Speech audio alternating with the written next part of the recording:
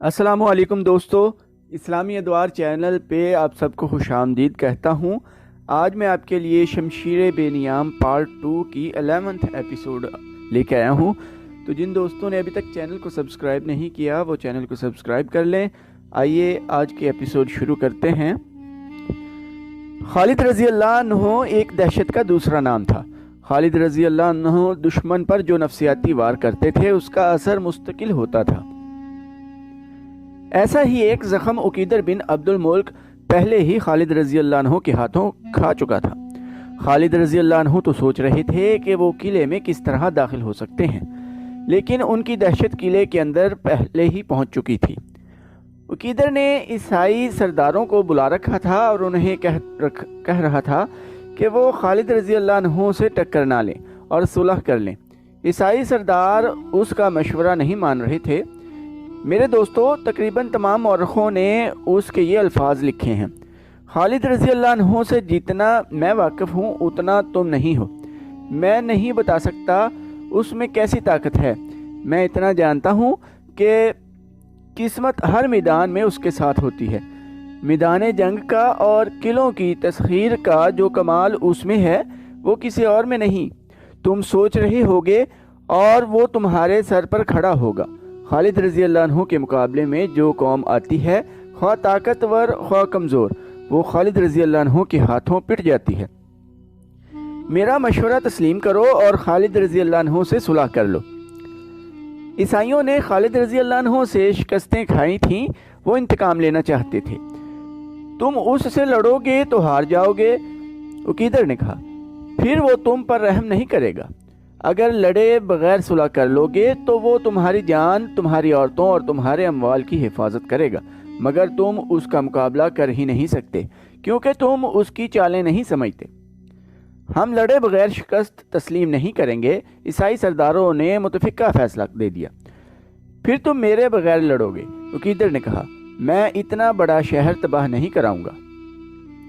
عیسائی سردار لڑنے کے ارادے سے چلے گئے۔ انہیں عقیدر کے ارادوں کا اس کے سوا کچھ علم نہ تھا کہ وہ نہیں لڑنا چاہتا۔ رات کا پہلا پہر تھا۔ خالد رضی اللہ عنہ کا سالار عاصم بن عمرو قلعے کے اس طرف گشت پر پھر رہا تھا جدھر علاقہ خالی تھا۔ اسے 4-5 آدمی قلعے سے نکل کر اس کھلے علاقے میں آتے دکھائی دیے۔ وہ سائے سے لگتے تھے۔ عاصم بن عمرو کے ساتھ چند ایک محافظ تھے۔ انہیں عاصم نے کہا کہ ان آدمیوں کو گھیرے میں لے کر روک لیں۔ محافظوں کو معلوم تھا کہ کس طرح بکھر کر گھیرا ڈالا جاتا ہے۔ وہ آدمی خود ہی رک گئے۔ سالار عاصم ان تک پہنچے۔ میں دومت الجندل کا حاکم عقیدر بن عبد الملک ہوں، ان میں سے ایک نے کہا۔ اپنے اور اپنے آدمیوں کے ہتھیار میرے آدمیوں کے حوالے کر دو، عاصم نے کہا۔ مجھے خالد رضی اللہ عنہ کے پاس لے چلو، عقیدر نے اپنی تلوار ایک محافظ کے حوالے کرتے ہوئے کہا۔ میں نہیں لڑوں گا، خالد رضی اللہ عنہ کے ساتھ صلح کی بات کروں گا۔ میں تمہیں معاف نہیں کر سکتا ابن عبد الملک، خالد رضی اللہ عنہ نے اپنے خیمے میں اس کی بات سن کر کہا۔ تو میرا مجرم نہیں، میرے رسول صلی اللہ علیہ وآلہ وسلم کا مجرم ہے۔ تو نے اللہ کے رسول صلی اللہ علیہ وآلہ وسلم سے بدعہدی کی تھی۔ تو نے اسلام قبول کیا، پھر ارتداد کے سرداروں سے جا ملا۔ عقیدر نے اپنی صفائی میں بہت کچھ کہا، بہت کچھ پیش کیا۔ عیسائی قبیلوں سے لا تعلق ہو جانے کا عہد کیا۔ اگر یہ لڑائی میری اور تیری ہوتی، یہ دشمنی میری اور تیری ہوتی تو تجھے بخش دینے سے کوئی نہ روک سکتا، خالد رضی اللہ عنہ نے کہا۔ مگر تو میرے رسول صلی اللہ علیہ وآلہ وسلم کا، میرے مذہب کا دشمن تھا۔ خدا کی قسم، میں تجھے بخش نہیں سکتا، تجھے زندہ رہنے کا حق نہیں دے سکتا۔ خالد رضی اللہ عنہ نے حکم دیا، لے جاؤ اسے، کل کا سورج اسے زندہ نہ دیکھے۔ رات کو ہی عقیدر بن عبد الملک کا سر قلم کر دیا گیا۔ صبح طلوع ہوتے ہی خالد رضی اللہ عنہ نے ایاز بن غنم کو بلایا اور اسے بتایا کہ اب وہ اپنی سپاہ کا خود مختار سالار نہیں۔ اس حکم کے ساتھ خالد رضی اللہ عنہ نے ایاز کے سپاہ اپنی کمان میں لے لی۔ اب لڑائی قلعے کے باہر ہوگی۔ خالد رضی اللہ عنہ نے اپنے سالاروں سے کہا، اتنے مضبوط قلعے پر وقت اور طاقت خرچ کرنا محض بیکار ہوگا۔ پہلے اس دشمن کو ختم کرنا ہے جو قلعے کے باہر ہے۔ خالد رضی اللہ عنہ نے تمام سپاہ کو ترتیب میں کیا۔ ایاز کے سپاہ میں جو مجاہدین نوجوان اور جوان تھے انہیں الگ کر کے اس طرف بھیج دیا جدھر ایک راستہ عرب کی سمت جاتا تھا۔ خالد رضی اللہ عنہ نے ان جوانوں سے کہا کہ دشمن ادھر سے بھاگنے کی کوشش کرے گا، اسے زندہ نہ نکلنے دیا جائے۔ خالد رضی اللہ عنہ نے کچھ دستے اپنی زیر کمان لے کر ایک عیسائی سردار جودے بن ربیعہ کے مقابل رکھے اور ایاز کو کچھ دستے دے کر دشمن کے 2 سرداروں ابن حدرجان اور الحیم کے دستوں کے سامنے کھڑا کر دیا۔ اپنے دونوں سالاروں عاصم بن عمرو اور عدی بن حاتم کو حسب معمول پہلوؤں پر رکھا۔ عیسائی اور بت پرست سالار قلعے کے اندر سے بھی فوج کی خاصی نفری باہر لے آئی۔ اس طرح ان کی تعداد مسلمانوں کی نسبت کئی گنا زیادہ ہو گئی۔ خالد رضی اللہ عنہ نے ایسی چال چلی جس سے دشمن پریشان ہو گیا۔ چال یہ چلی کہ ذرا سی بھی حرکت نہ کی۔ دشمن اس انتظار میں تھا کہ مسلمان حملے میں پہل کریں گے، لیکن مسلمان تو جیسے بت بن گئے تھے۔ عیسائی سردار لڑائی کے لیے بےتاب ہو رہے تھے۔ جب بہت سا وقت گزر گیا اور مسلمانوں نے دشمن کی للکار کا بھی کوئی جواب نہ دیا تو دشمن نے ایاز کے دستوں پر حملہ بول دیا۔ اس کے ساتھ ہی جودی نے خالد رضی اللہ عنہ کے دستوں پر حملہ کر دیا۔ خالد رضی اللہ عنہ نے اپنے سالاروں کو جو ہدایات دے رکھی تھیں ان کے مطابق مجاہدین کے دستوں میں دشمن کو اپنی طرف آتا دیکھ کر بھی کوئی حرکت نہ ہوئی۔ دشمن اور زیادہ جوش میں آ گیا۔ جب دشمن کے سپاہی مسلمانوں کی صفوں میں آئے تو مسلمانوں نے انہیں راستہ دے دیا۔ یہ ایسے ہی تھا جیسے گھونسا کسی کو مارو اور وہ آگے سے ہٹ جائے۔ فوراً ہی عیسائیوں اور بت پرستوں کو احساس ہو گیا کہ وہ تو مسلمانوں کے پھندے میں آ گئے ہیں۔ خالد رضی اللہ عنہ نے اپنے محافظوں کے ساتھ عیسائیوں اور بت پرستوں کے سب سے بڑے سالار جودی بن ربیعہ کو گھیرے میں لے لیا۔ اس کے خاندان کے چند ایک جوان اس کے ساتھ تھے، وہ تو کٹ گئے اور جودی کو زندہ پکڑ لیا گیا۔ خالد رضی اللہ عنہ نے اپنے لشکر کو ایسی ترتیب میں رکھا تھا جو دشمن کے لیے پھندا تھا۔ دشمن کے سپاہی جدھر کو بھاگتے تھے ادھر مسلمانوں کی تلواریں اور برچھیاں ان کا راستہ روکتی تھیں۔ آخر وہ قلعے کی طرف بھاگے مگر دروازہ بند تھا۔ مسلمان اوپر آ گئے اور دیکھتے ہی دیکھتے دروازے کے سامنے عیسائیوں اور بت پرستوں کی لاشوں کا انبار لگ گیا۔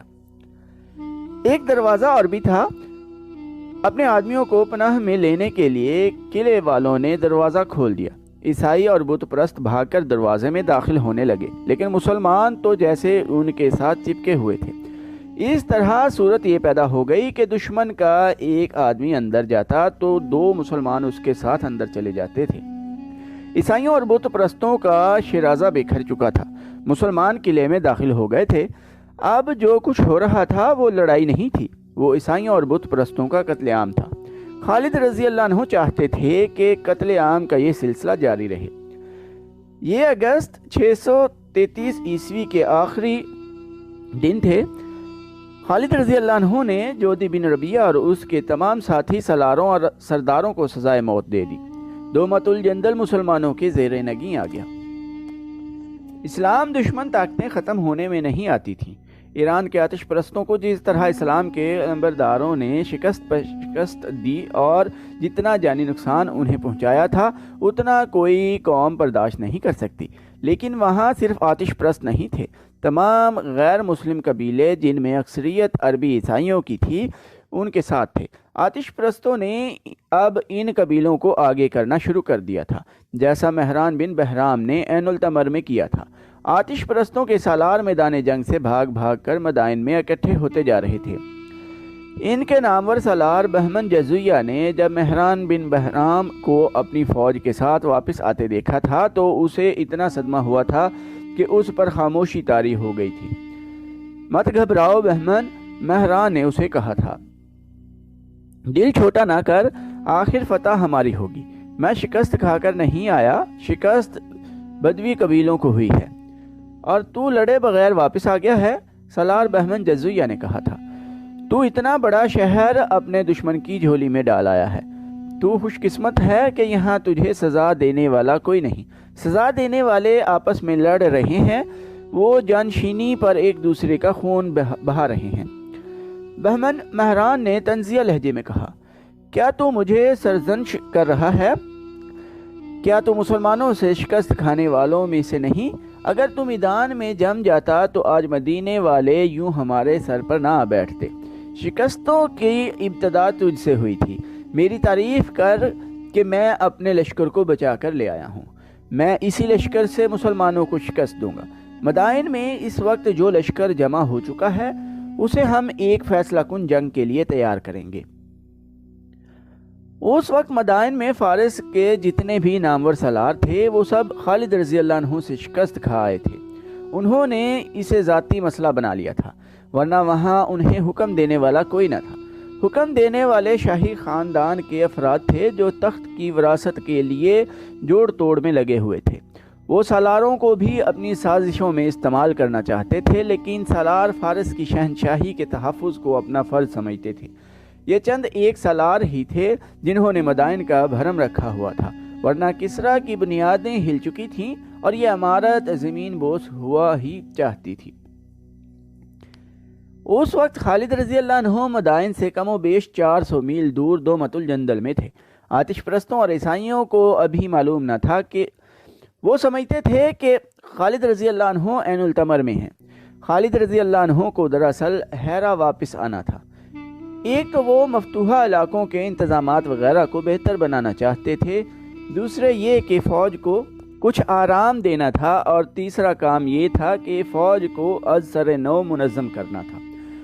تو دوستو، آج کی ایپیسوڈ ادھر ہی ختم کرتے ہیں۔ چینل کو سبسکرائب کرنا نہ بھولیے گا، لائک، کمنٹ اور شیئر بھی ضرور کیجیے گا۔ ٹائم دینے کے لیے شکریہ۔ اللہ حافظ۔